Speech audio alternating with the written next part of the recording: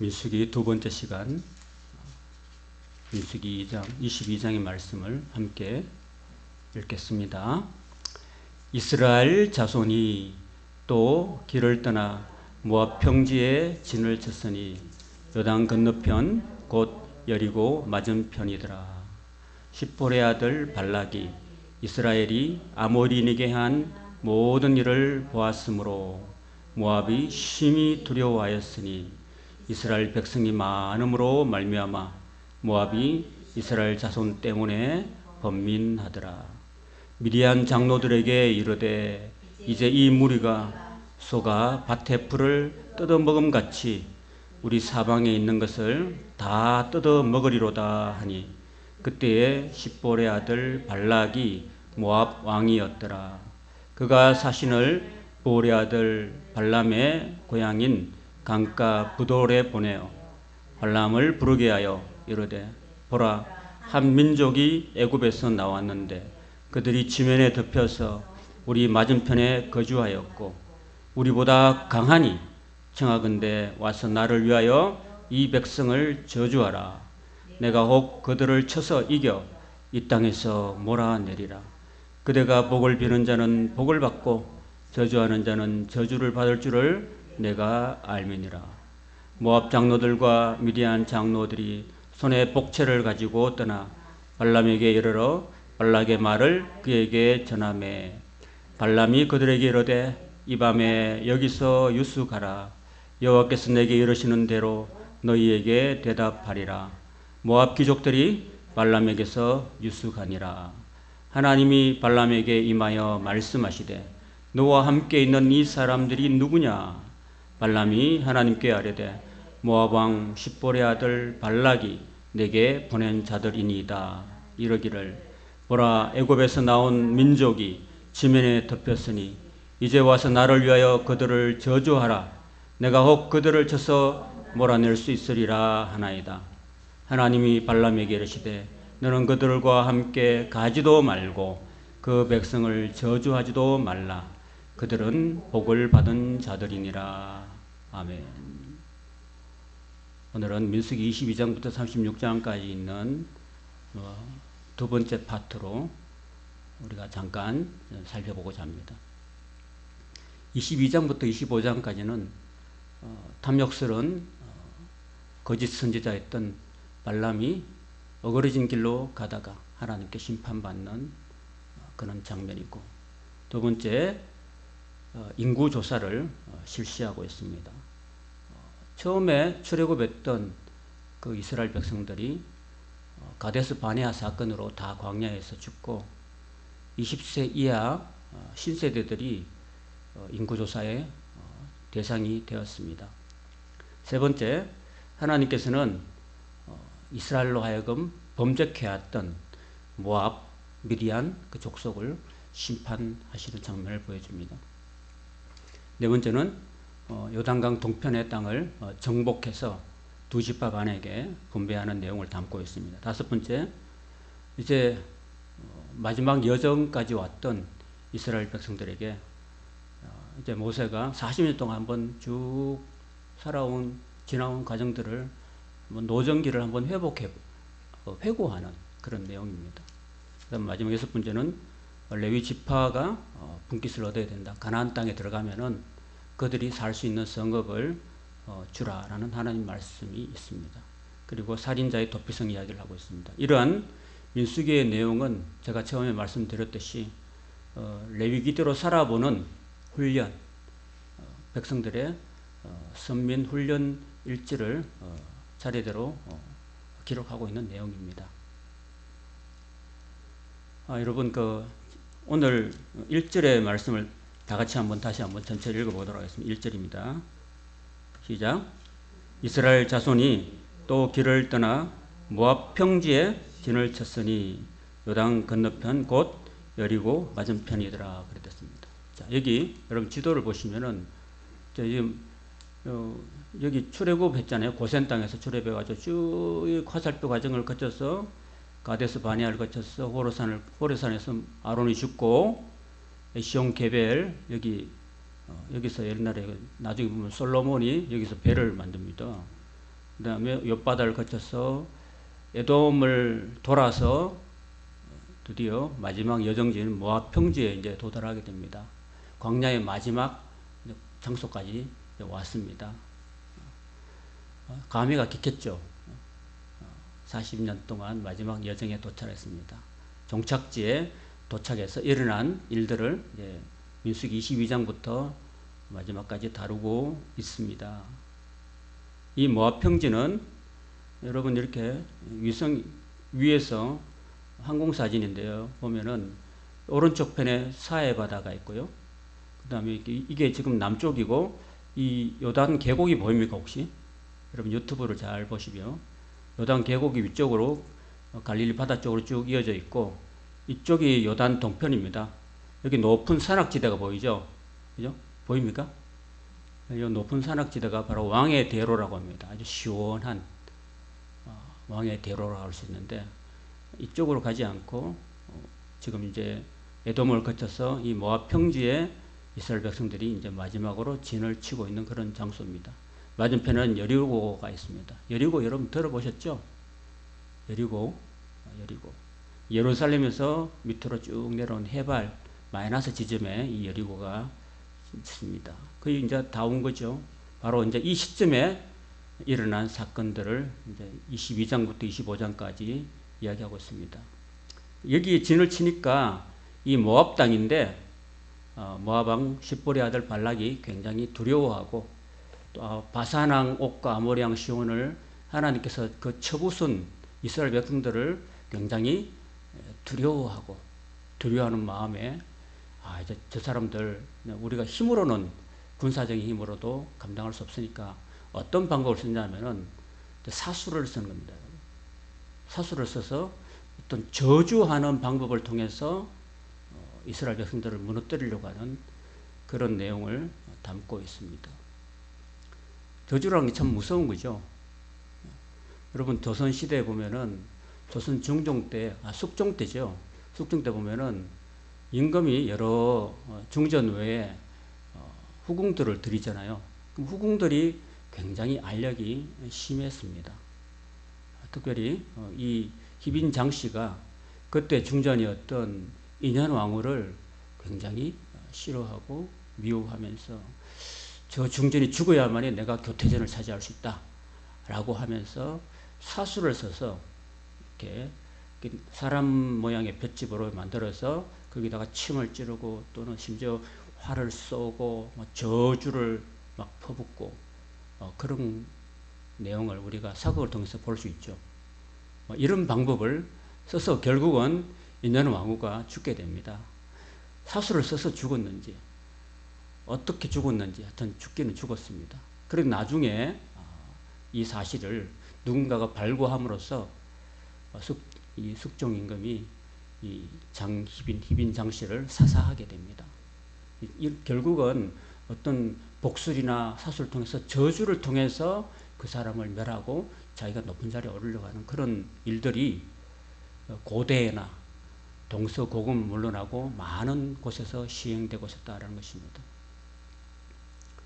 이스라엘 백성들을 힘으로 안 되니까 발람이라는 아주 영험한 점쟁이를 불러가지고 그 점쟁이로 하여금 이스라엘 백성들을 저주하려고 사람을 불렀다는 겁니다. 많은 복채를 가지고 가서. 그래서 발람이 거기 부름받고 갔습니다. 근데 사실은 여러분 귀신이 무섭습니까? 하나님이 무섭습니까? 귀신 위에 하나님 있습니까? 귀신 밑에 하나님 있습니까? 그렇죠. 그걸 아셔야 되죠. 여러분 신약 성경에 보면은 예수님께서 많은 귀신을 내쫓으시죠. 귀신아 떠나가라 하면은 귀신보다 낮은 사람이 귀신 보고 떠나가라고 할 수 있습니까? 없습니까? 할 수 없죠.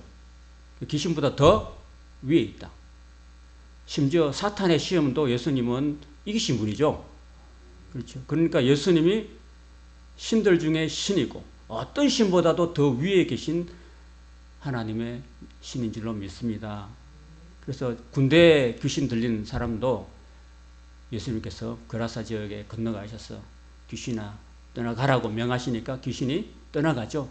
귀신이 쩔쩔매죠.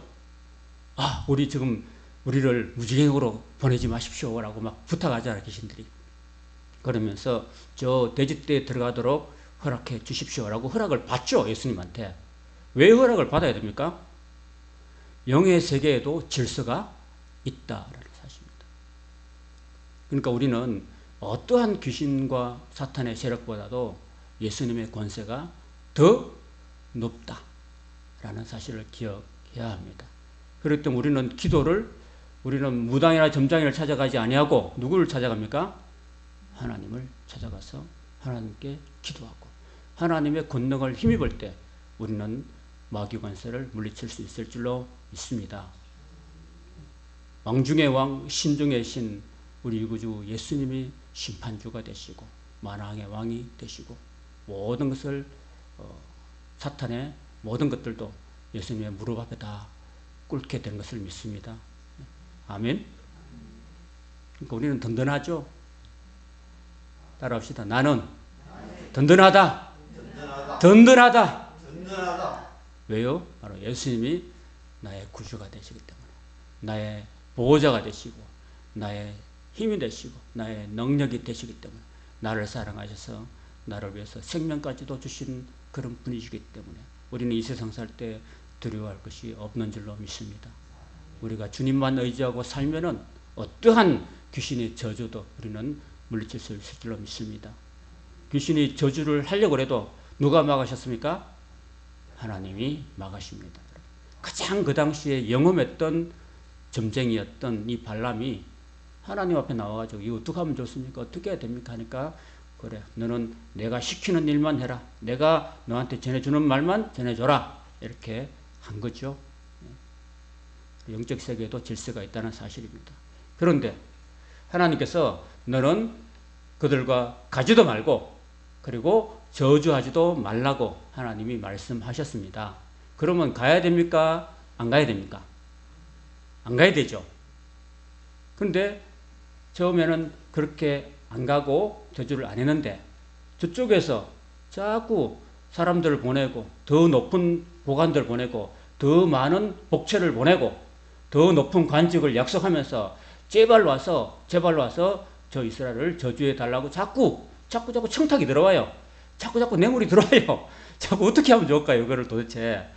처음에 하나님이 가지 말라고 하면 안 가는 게 답이죠. 저주하지 말라고 하면 안 저주하는 게 답이죠. 근데 왜 갔을까요? 발람은 나귀를 타고 갑니다. 더 욕심이 있어서 간 거죠, 여러분. 여러분, 하나님께서 우리에게 이렇게 하라고 하면요, 끝까지 지켜나가야 돼요, 여러분. 만약에, 야, 너 주일날 예배 안 드리고 일하러 오면 내가 갑절로 줄게. 그래도 나 안 가. 그러면 새 갑절 줄게. 그러면 약간 솔깃하죠. 주일 하루 일하면 월, 화, 수 3일 일하는 거 똑같아. 그럼 막 이렇게 막 흔들리거든요.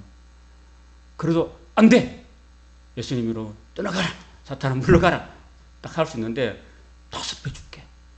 그러면 6배 줄게. 네 일주일 일할 수 있는 건 내가 다 줄게. 하루 주일날 오면은 그러면 흔들려서 가는 거죠. 주님 저 용서해 주세요. 수요일날 올게요. 금요일 올게요. 하고 갑니다. 그 하나님이 하지만은 하나님이 기뻐하십니까? 안 기뻐하십니까? 안 기뻐하는 거죠. 그리고 가기도록 허락했지만, 말은 허락했지만은 하나님의 진심은 허락하지 않으신 거예요.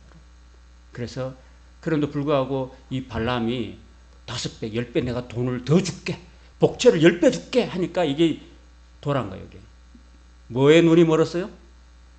돈에 눈이 먼 거예요, 여러분. 여러분, 돈에 눈이 멀 수도 있습니다. 가장 영험한 점쟁이도 돈에 넘어갈 수 있습니다. 돈의 힘이 큽니까? 작습니까? 그죠? 이 돈의 시험을 이길 수 있는 사람은요, 진짜 강한 사람입니다. 그래서 이제 나귀가 이제 주인을 모시고 이제 갑니다. 가는데 나귀 눈에는 하나님의 사자가 칼을 들고 있는 걸 봤어요. 나귀가 봤어요. 근데 눈이 먼 이 영험한 선지자는 돈에 눈이 멀어가지고 하나님의 사자가 자기 앞에서 자기를 죽이려고 하는 칼을 번쩍번쩍 빛나는 칼을 들고 이리로 오기만 하면 목을 칠 거라 그래. 이거 못 봤어요. 그 돈이 눈이 머니까 아무것도 안 보이는 거예요. 돈밖에 안 보이고 아무것도 안 보여요. 그러면 영험한 기가 다 떠난 거죠. 그렇게 가득. 그러니까 나귀가요, 자기 주인을 너무 사랑하고 충성하는 거예요. 일평생 자기 주인을 태웠기 때문에 나귀 눈에는, 짐승의 눈에는 하나님의 사자가 보인 겁니다. 그래서 안 가려고요. 막 이렇게 밭으로 가고 옆으로 가고 하는데 이 주인이 그죠, 똑바로 가 하면서 막 때립니다. 그러니까 막 앞에 가면 자기 주인이 죽기 때문에 안 가요, 이 짐승이. 그러니까 막 이 좁은 길에서 막 이렇게 막 벽에 막 부딪혀요. 그러니까 막 이 발람이 막 자기 발이 막 부딪히고 끓기니까 막 매를 들고 막 때립니다. 3번 때렸어요. 탁탁. 얼마나 아플까요? 그래도 이 짐승은 안 갑니다. 왜? 자기를 그동안 키워줬던 주인이기 때문에. 주인이 죽으면 안 되니까 안 갔어요. 참 충성된 짐승이죠. 우리는 때로는 짐승만도 못한 그런 사람을 우리가 보게 되죠. 그죠? 우리 그런 말 종종 하죠. 짐승만도 못하다고. 그죠? 짐승도 이렇게 자기 주인에게 충성하고 은혜를 갚을 줄 아는데 사람들은 짐승보다 못할 경우가 참 많습니다. 그죠? 우리는 우리 자신이 짐승보다 못한 그런 모습을 우리가 살면서 행하지 않았는가? 짐승은 막 지저대지만 욕을 안 하죠. 그죠? 험담은 안 하죠. 험담할 줄도 모르고. 그러나 사람은 험담하고 욕을 하고 악플을 달고 참 못되게 살죠. 그죠? 우리는 때로는 짐승만도 못한 우리의 모습을 보게 됩니다. 그러니까 처음으로 짐승이 말을 해요. 하나님께서 짐승에게 입을 열어주니까 나귀가 막, 나는 네가 일평생 타는 나귀가 아니냐? 내 앞에 저 죽음의 사자가 기다리고 있어서 내가 당신을 저쪽으로 안 데려간 거다. 그런데 왜 이 충성된 내 마음을 모르고 왜 나를 3번이나 때리느냐? 이렇게 나귀가 처음으로 입을 벌여서 짐승이 말을 하는 전대미문의 사건이 벌어지게 되었다는 거죠. 민수기 22장 31절에 하나님께서 그때 발람의 눈을 밝히시며 여호와의 사자가 손에 칼을 빼들고 길에 선 것을 보고 그가 보고 머리를 숙이고 엎드렸다는 것입니다. 하나님이 우리의 눈을 열어주셔야 우리가 볼 수 있어요. 여러분, 우리가 이 신앙의 눈, 믿음의 눈 어디서 올까요, 여러분? 하나님이 우리의 눈을 열어주실 때 우리의 눈이 열릴 줄 믿습니다.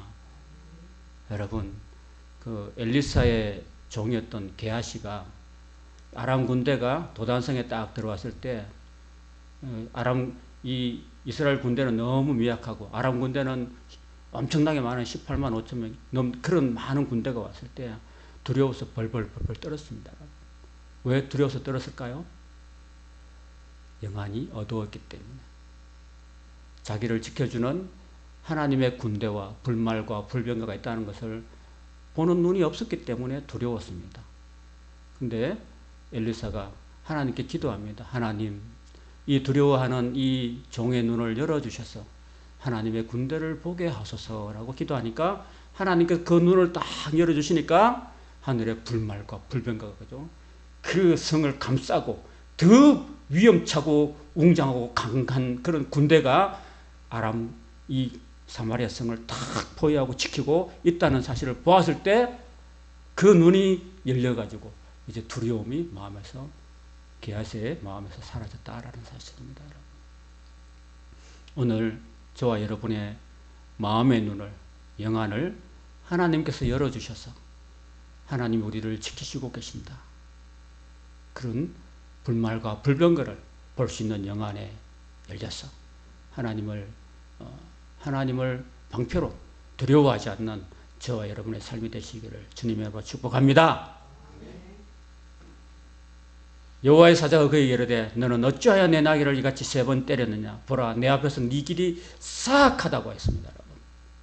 하나님의 말씀을 저버리고 자기 욕심을 따라가는 그 길이 하나님 앞에 사악하다는 걸 말씀하고 있습니다. 여러분, 말씀을 따라가야 되지. 하나님의 말씀보다도 자꾸 욕심에 눈이 멀고 돈에 눈이 멀어가지고 가면 안 된 길을 가니까 그 길이 하나님 앞에 사악하다는 거예요, 여러분. 여러분, 사울 왕이 하나님의 말씀을 저버렸습니다. 너는 모든 저 적진의 군대를 아말렉을 도말하라고, 그 가축이나 모든 소나 우양을 다 처분해라. 거기 사는 모든 남녀를 다 통탈해서 진멸하라고 하나님 말씀하셨는데, 사울왕은 거기서 좋은 양들이나 살찐 소들이나 이런 것들을 다 남겼습니다, 여러분. 그 사무엘 선지자가 왔을 때, 왕이시여, 왜 당신은 하나님이 진멸하라고 했는데 왜 이런 우양을 남겼습니까? 라고 책망을 해요. 그럴 때 사울이 아이고 제가 잘못했습니다. 제가 하나님 말씀을 100% 순종하지 못했습니다 하고 가슴을 찢고 회개를 해야 되는데 자기를 합리화했습니다. 합리화하면서 야, 저 살찐 양과 소들을 하나님께 제물로 바치려고 제가 남겼습니다 라고 자기 합리화를 하는 거예요. 그래서 하나님께서 가슴을 아파하셨습니다. 저것이 내 말을 순종하지 않는구나. 하나님이 마음 아파하시고 사무엘이 그 일로 인해서 하나님께 버림을 받게 된 것을 너무너무 가슴 아파하셨습니다. 우리가 하나님께 온전히 순종하지 않는 그것은 하나님 앞에 사악한 길이라는 사실을 우리가 항상 기억해야 될 줄로 믿습니다. 그리고 하나님을 두려워해야 되는 거죠. 말씀을 어기는 것은요, 굉장히 두려워해야 하는 일인 것입니다. 우리가 말씀을 어기면 하나님 우리를 버리신다는 사실을 우리는 기억해야 됩니다. 나귀가 나를 보고 이같이 3번을 돌이켜 내 앞에서 피하였다. 나귀가 만일에 돌이켜 나를 피하지 않고 그냥 왔더라면 너는 벌써 죽고 내가 나귀는 살렸을 것이다 하고 말하고 있습니다. 그게 무슨 말입니까? 네 욕심 때문에 스스로 네 생명을 위태롭게 한 것이더라고 말씀한 겁니다.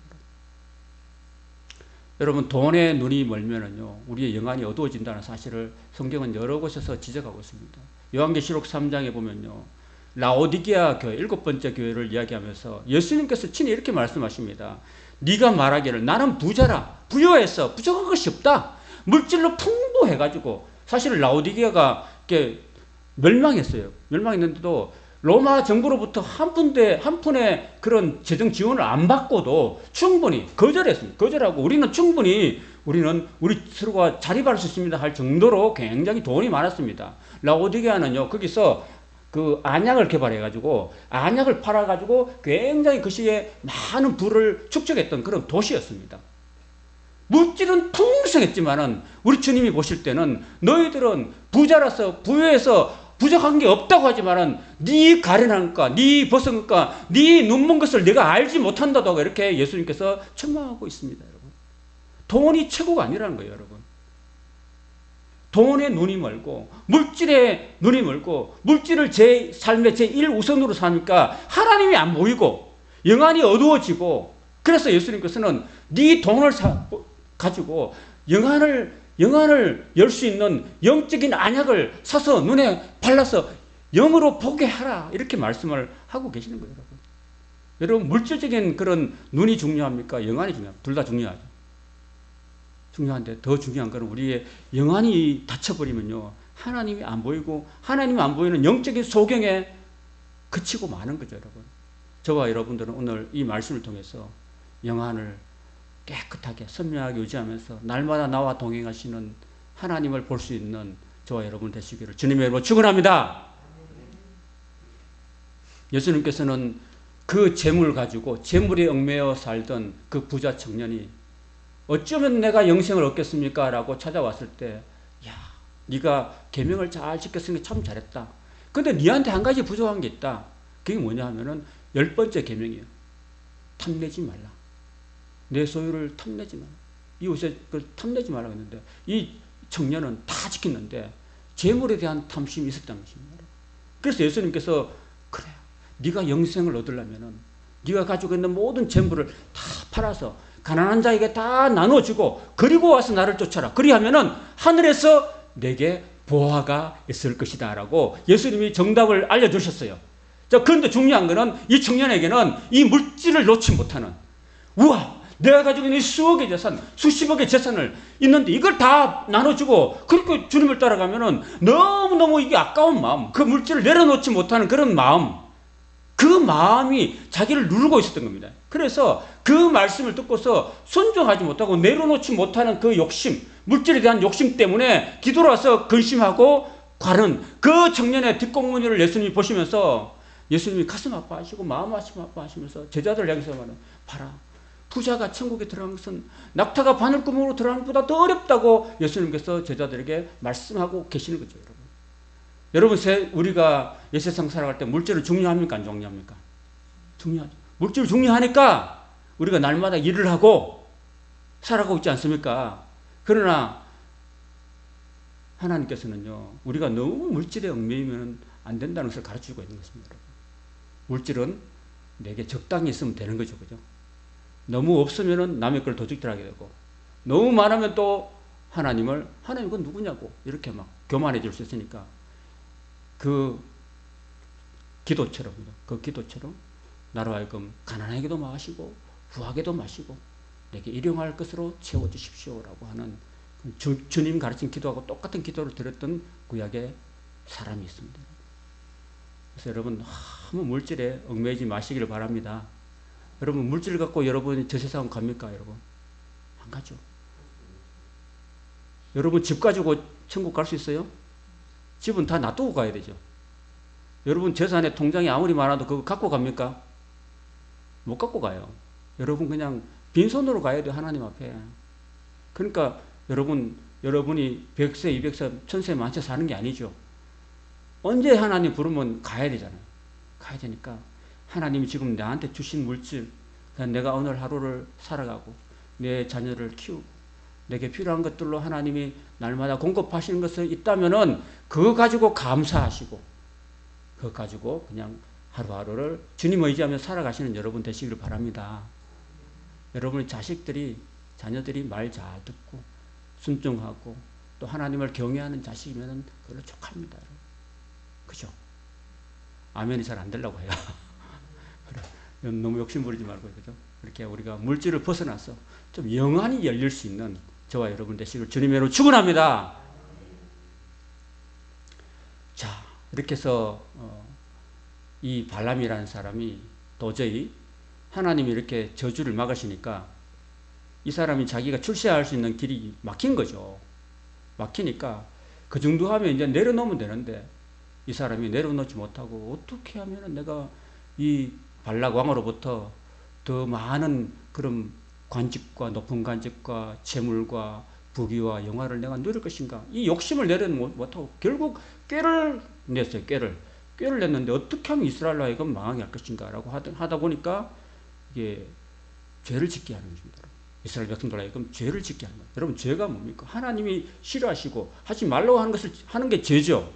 우상 숭배가 죄고 음행이 죄잖아요. 그러니까 그때 당시에 그 하나님 신앙, 여호와 신앙 위에 모든 모압이나 암몬이나 에돔이나 이런 모든 족속들은, 가나안 족속들은 다 우상을 섬기고 바알을 섬기고 아세라 신을 섬기고 암몬을 섬기고 금옷을 섬기고 몰록을 섬기고 이러한 우상을 섬겼어요. 그 우상의 공통점에, 이방 신앙의 공통점이 뭐냐면은 그 제사를 지내는 동시에, 우상 숭배를 하는 동시에 음행을 하게 됩니다, 여러분. 이 바알과 아세라 신은요, 이게 풍요의 신이고 또 뭐 농사의 신이고 이런 신이거든요. 그런 신이 신전에다가 이렇게, 여러분이 그걸 한번 생각해 보세요. 그 신전에 이렇게 바알과 아세라, 바알은 남신이고 아세라는 여신이에요. 남신과 여신이 딱 이렇게 호를 지켜보고 있습니다. 호를 지켜보시면 예배 드리는, 제사하는 남녀들이 막 이렇게 춤을 춥니다. 제사를 지면 춤을 추고, 여러분 저렇게 32장 보면 그 이스라엘 백성들이 모세가 없을 때 금송아지를 만들라고 거기서 막 춤추고 뛰놀았던 기억하십니까? 그게 이방 신앙이에요. 춤추고 디스코 추고 막 춤추고 남녀가 엉켜서 춤을 추다가 눈이 맞으면은 그 양쪽으로, 홀에서 양쪽으로 이렇게 룸이 있어요.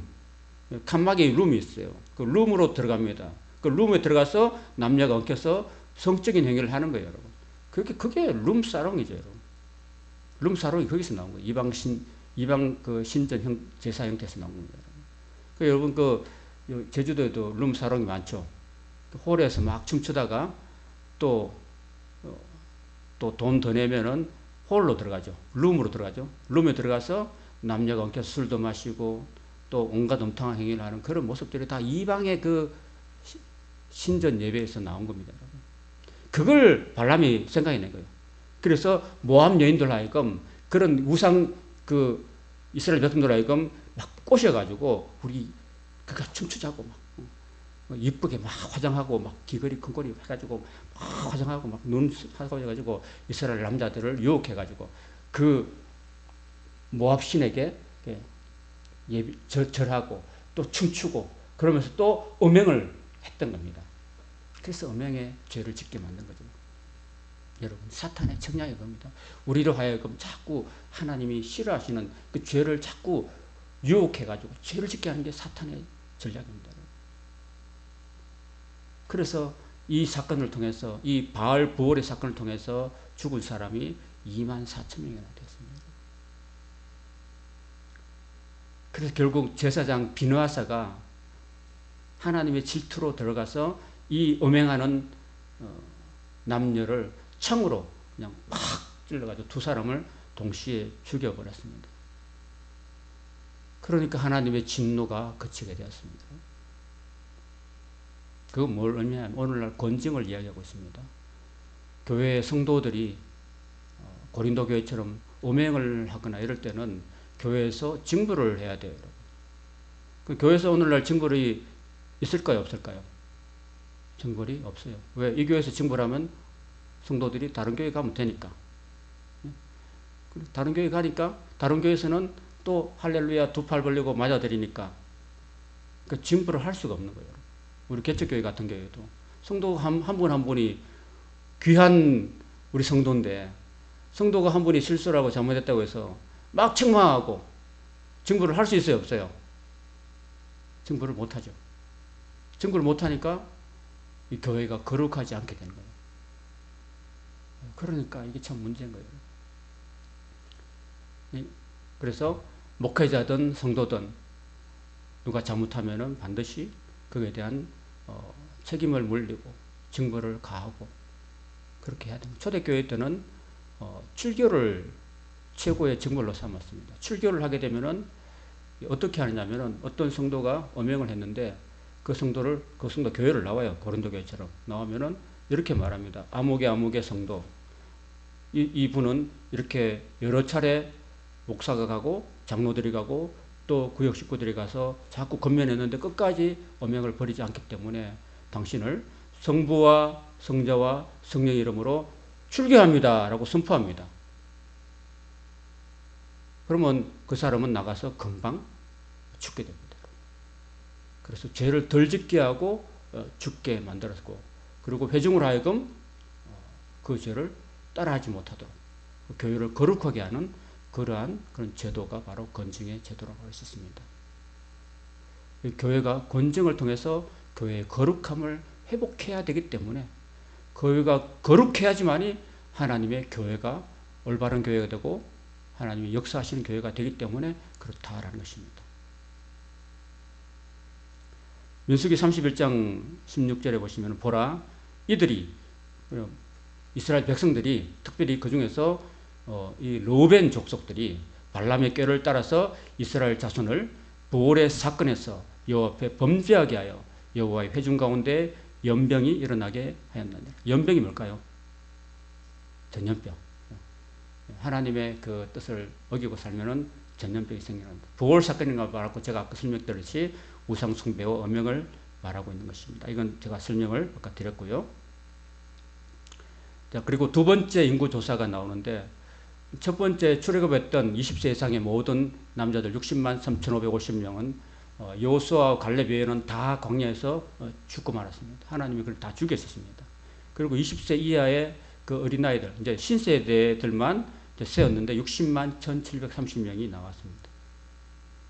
그리고 28장, 29장에는 예배를 소중히 여기고 예배 때마다 흠없는 제물을 드리라고 하나님 말씀하십니다. 매일 상번제를 드리고 그리고 안식일 꼭 지키고 월삭, 그러니까 매월의 첫 주에 첫날에 예배를 드립니다. 그리고 월삭 예배라고 있죠. 월삭 기도회라고 있죠. 그죠? 그러면은 매월의 첫날에 교회에 와서 예배 드리는 거, 그게 월삭 예배예요. 1년에 12번 드릴 수 있겠죠. 그죠? 그런 것도 있고, 그럼 유월절, 예수님의 그 어린 양을 제물로 드린 유월절, 그 다음에 77절, 오늘날 말하면 오순절, 그리고 나팔절, 속죄일, 그리고 초막절, 이런 예배를 반드시 지켜서 드리라. 이 말씀은 다 어디에 있어요? 레위기에 있는 거잖아요. 그죠? 레위기에 있는 말씀대로 살아라고 하나님 또 광야 여정에 있는 백성들에게 말씀하고 있는 것입니다. 그 다음 30장에는 여인의 소원이 나옵니다. 그러니까 여인이, 출가하지 않는 여인이 어떤 여자가 있어요. 미성년 여자가 있으면 그 여자가 열심히 교회를 나오다가 하나님께, 하나님 저를 하나님께 여종으로 드릴게요. 저 신앙하고 목사가 될게요. 이렇게 말하면은 될까요, 안 될까요? 그때 당시에는 아버지가 허락해 주면은 되고, 아버지가 허락 안 하면은 안 된다는 겁니다. 그는 가장의 권위를 높여 주시는 이야기예요. 여인의 그 여성의 권위? 여성의 권위를 낮추는 게 아니라 그 가장의 권한 안에서, 아버지의 권한 하에서 움직여야 된다. 그 어떤 여자아이가 자신 하나님께 드리겠다고 막 타면은 거기에 대해서 아버지가 충분히 동의를 해주면 그게 성원이 유효한 거고, 그렇다는 것입니다. 그 다음에 남편이 있는 아내의 경우에도 마찬가지입니다. 남편 허락받고 내가 하나님께 성원하는 거죠. 그러니까 만약에 남편이 멀쩡하게 있는데 저 하나님 주의 종으로 막 내가 사역하겠습니다 하면은 그걸 인정해 준다, 안 해준다? 남편이 허락해 주면 하고, 남편이 안 돼요. 그거 안 돼요. 그러면은 서원을 무효가 된다. 그런 이야기입니다. 그러니까 이거는 여성의 어떤 권위를 낮추는 것보다는 그 가정의 질서를 이야기하는 거예요. 아시겠죠? 그리고 과부나 이혼당한 여인이 서원할 때는 그것은 유효합니다. 왜냐하면 남편이 죽었기 때문에. 그는 법적인 권한, 자기 결정권이 있기 때문에 그런 사람의 최종적인 법적 권한을 보장해 준다는 이야기입니다. 이런 것까지도 다 다루고 있는 거죠. 그 다음에 31장에는 이스라엘로 하여금 범죄했던 그 모압 여인들, 그리고 미디안들을 하나님께서 전쟁을 통해서 심판하시고, 또 그 발람이 그 미인계를 가져와서 꾀를 부렸기 때문에 발람 또한 칼에 죽음합니다. 그리고 전쟁에 대한 전리품의 규례가 나오는데, 군인은 피를 흘렸잖아요. 피를 흘리기 때문에 이스라엘 진영에 들어오기 때는 반드시 그 피 흘린 옷을 다 깨끗하게 빨고 그 다음에 정결케 한 다음에 7일 만에 진영에 들어오도록 그렇게 하나님이 말씀하셨습니다. 왜 그렇게 했냐면은 하나님의 진영은, 하나님 함께 하실 진영은 항상 거룩해야 되니까, 그 정도로 하나님이 이 진영의 거룩함을 하나님이 굉장히 원하셨다는 사실입니다. 그리고 군인은 전쟁에서 만약에 어떤 전리품 있잖아요. 이웃을 무찌르고 난 다음에 그 지역에 있는 많은 재물들을 갖고 오잖아요. 갖고 오면은 군인들은 그 재물의 500분의 1을 하나님께 드렸습니다. 그게 뭐냐면은 하나님께서 그 전쟁 가운데 그 군인의 생명을 보호해 주셨다는 것에 대한 감사라는 것입니다. 근데 전쟁에 참가하지 않은 일반인들은 50분의 1을 드렸습니다. 이게 형평성이 맞는 건가요? 전쟁에 참여 안 했으니까 더 많이 내야 되겠죠. 그죠? 맞죠? 전쟁에 참여해서 목숨 걸고 참여했으니까 좀 세금을 적게 내는 게 맞죠? 하나님이 공평하시죠? 그죠? 예, 그것도 우리가 아셔야 되는 겁니다. 32장에는 요단 동편의 땅을 분배하는데 이렇습니다. 두 지파 반이 르우벤, 갓, 므낫세 반이 이 요단 동편의 땅을 분배하는데, 이 사람 여기는 다 목초지예요. 목초지가 있으니까 원래 이스라엘 백성들 유목민인데, 이 가나안 땅에 들어가면 거기서는 그 농사를 짓고 살거든요. 근데 여기는 이제 유목민들, 양과 소를 키우는 그런 곳이기 때문에 풀이 많은 곳이라서 이 두 지파 반이 여기서 땅을 먼저 얻게 되는데, 모세한테 나와가지고 모세 지도자시여, 우리로 하여금 우리 가나안 전투에 참여하지 않고 여기 있게 해주십시오라고 했을 때 모세가 굉장히 화를 냅니다. 화를 내면서 왜 당신들은 왜 미리 안주하려고 그러니까, 우리가 차지해야 될 가나안 땅 아직도 많은데 왜 당신들이 참여 안 하면은 다른 9지파 반이 다 동요하고 또 뭐랄까 그 공동체성이 떨어진다. 그러니까 그 사람들이 기운이 떨어진다. 사기가 떨어진다. 그러니까 당신들은 차지하되 전쟁이 끝날 때까지 동참해야 된다. 그런 조건을 달았던 것입니다. 여러분. 그걸 아셔야 돼요. 내가 교회 신앙생활 하면서 여러분 교회가 주일날 예배드리고 주일 오후에도 예배드리고 수요일에도 예배드리고 새벽에도 예배드리고 그렇게 하잖아요. 그렇게 할 때 열심히 예배에 참석하는 사람들은 굉장히 교회에 힘이 되는 분들이에요. 근데 예배하면 딱 떨렁거리고 그냥 또 딴 데 놀러 가버리고 이렇게 하면은 다른 사람들한테 힘이 될까요? 기운이 떨어지게 할까요? 우리 교회에서 모여서 열심히 모여서 기도하고 하나님 말씀 배우고 말씀대로 삽시다. 가서 전도합시다. 이렇게 하면 동참하면 좋은데 반은 동참하고 반은 또 자기 놀러 가버리고 이렇게 하면은 이 놀러 간 사람들은 여기 있는 사람들한테 기운을 주는 겁니까? 기운을 뺏어가는 겁니까? 뺏어가는 거죠. 그래서 이런 공동체의 모든 활동에 함께 동참해서 함께 전쟁에 참여하고 함께 영적인 전쟁에 참여하고 함께 전도하고 함께 기도하고 함께 예비하고 그래서 공동체성을 같이 유지해 나가는 것이 중요하다는 것을 말씀하고 있습니다. 여러분들은 수요일 날도 이렇게 오셨는데 저는 너무너무 감사합니다. 낮에 일하시고 또 피곤하실 텐데 집에서 누워서 쉬어도 부족한데 이렇게 나와서 함께 예배에 동참하니까 참으로 목회자로서 너무너무 진심으로 감사의 말씀을 드립니다. 감사의 말씀을 드립니다. 그렇다고 해서 안 나온 사람은 저주하는 거 아닙니다. 그들도 더 열심을 가지고 나왔으면 좋겠어요. 그들도 마음이 열려가지고 말씀을 사모하고 예배를 사모하고 하나님이 곳에 계시는데 그 은혜를 사모하고 나올 수 있는 그래야지 열심히 나와야지 더 믿음도 잘하니까 그죠? 그리고 민수기 33장에는 이제 뒤를 돌아봅니다. 출애굽부터 해가지고 쭉 이렇게 40군데를 지나온 여정을 한번 돌아보는 그런 과정입니다, 여러분. 월요일 주일날 새벽에 저희 그 큰 자영이 대구에서 이제 돌아가셨다는 부고를 듣고 제가 월요일날 첫 비행기 갔다가 마지막 비행기를 타고 이렇게 정문하고 왔습니다. 73세에 돌아가셨는데 그분을 돌아가신 것 쭉 제가 보면은 제가 이제 그 자영이 어떻게 살아왔는가 하는 거 쭉 생각해 봤습니다. 그 인생에 우리가 출발이 있고 또 마지막이 있잖아요. 그 마지막이 앞에서 인생을 한번 돌아보는 그런 모습들. 여러분 하루를 살고서 자기 전에 여러분이 하루를 쭉 돌아보면서 일기도 쓸 수 있잖아요. 한 달을 지내고 내가 올 한 달 어떻게 살았는가. 또 한 해를 살고 연말에 가서 내가 올 한 해 어떻게 잘 살았는가. 우리 자신을 한번 뒤돌아보는 내가 지나온 그 여정들을 한번 뒤돌아보는 그런 게 필요한 거예요, 여러분.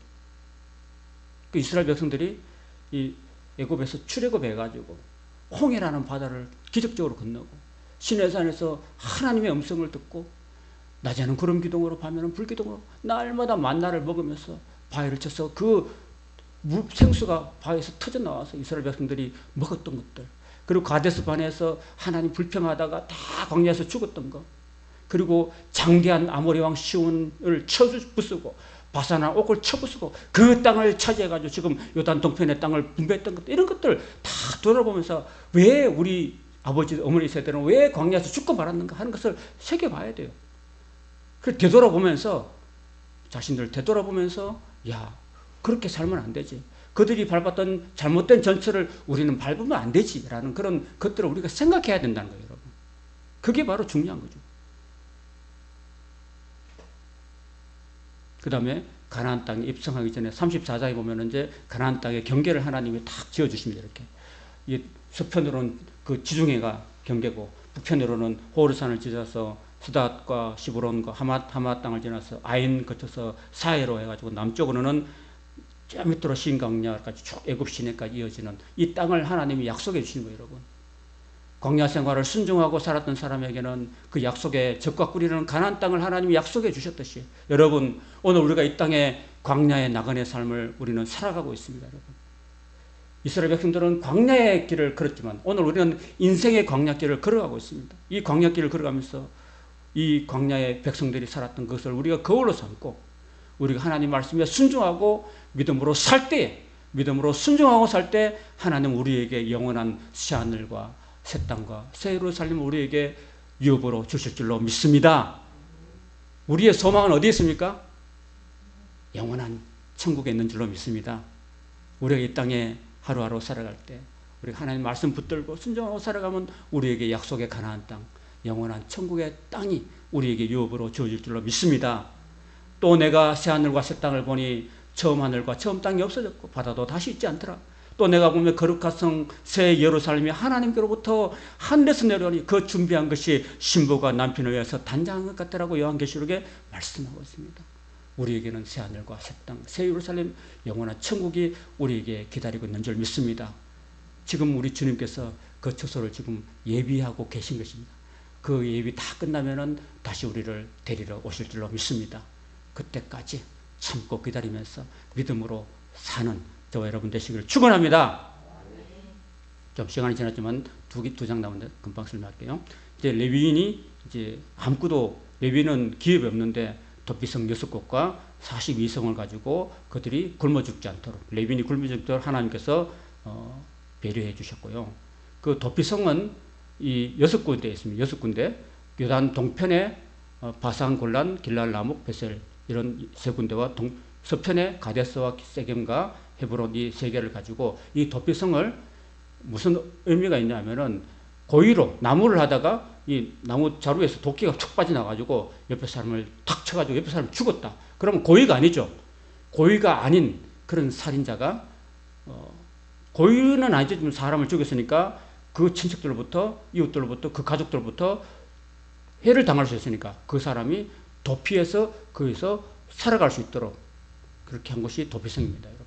그래서 하나님은 고의가 아니라 실수로 사람을 죽인 자를 보호해 주시는 그런 곳을 하나님이 동쪽에 세 편, 서쪽에 세 개 해가지고 6군데를 지어서 거기서 레위인이 그 안에서 관리하며 살도록 하셨고 나머지 42성을 합쳐서 레위인이 살아갈 수 있도록 하셨다라는 것입니다. 그리고 마지막 36장에는 신령과 여인의 상속에 대해서 이야기하고 있습니다. 여러분 딸도 땅을 상속받을 수 있다고 하나님께서 말씀하셨습니다. 그리고 단 자기 지파의 남자와 결혼할 때 가능하다는 조건을 달았습니다. 그리고 희년에는 마지막으로 50년에는 모든 것을 청산케 하셨습니다. 여러분. 아까 좀 말씀드렸죠, 그죠? 이 모든 제도들이 레위기에 있는 제도들입니다. 이 레위기를 그대로 실천하면서 살아라고 말씀하고 있습니다. 자, 우리는 이제 오늘 민수기를 다 마무리하면서 사도 바울은 고린도전서 10장에서 아까 우리 지나온 과거를 회고해 보는 과정이 있었잖아요. 그러면서 바울이 그 구약 백성들이 광야 여정을 지나온 것을 회고하면서 그 고린도 교회에 주시는 말씀을 우리가 마지막으로 한번 같이 살펴보고 마치도록 합니다. 고린도전서 10장 1절부터 11절까지 같이 한 목소리로 읽어보도록 하겠습니다. 시작. 형제들아, 나는 너희가 알지 못하기를 원하지 아니하노니 우리 조상들이 다 구름 아래 있고 바다 가운데로 지나며 모세에게 속하여 다 구름과 바다에서 세례를 받고 다 같은 신령한 음식을 먹으며 다 같은 신령한 음료를 마셨으니 이는 그들을 따르는 신령한 반석으로부터 마셨으며 그 반석은 곧 그리스도시라. 그러나 그들의 다수를 하나님이 기뻐하지 아니하셨으므로 그들이 광야에서 멸망을 받았느니라. 이러한 일은 우리의 본보기가 되어 우리로 하여금 그들이 악을 절기한 것 같이 절기하는 자가 되지 않게 하려 함이니 그들 가운데 어떤 사람들과 같이 너희는 우상 숭배하는 자가 되지 말라. 기록된 바 백성이 앉아서 먹고 마시며 일어나서 뛰논다 함과 같으니라.